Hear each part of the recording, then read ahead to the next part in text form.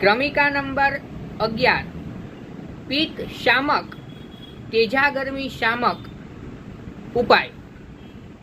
આપણા રસોડામાં જ વપરાતા ધાણા, વરિયાળી અને સાકર આ ત્રણેય ખૂબ જ સારા પિત્ત શામક છે, તેજાગર્મીને ઘટાડનાર છે।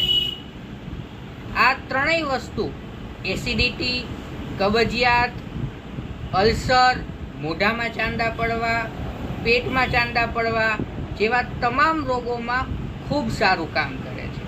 ફરી એકવાર, ધાણા, વરિયાળી અને સાકર ત્રણેયનો પાવડર એક સમાન ભાગમાં ભેગા કરી દિવસમાં 4 થી 5 વખત મુખવાસની જેમ ખાવાથી ખૂબ સારો ફાયદો થાય છે।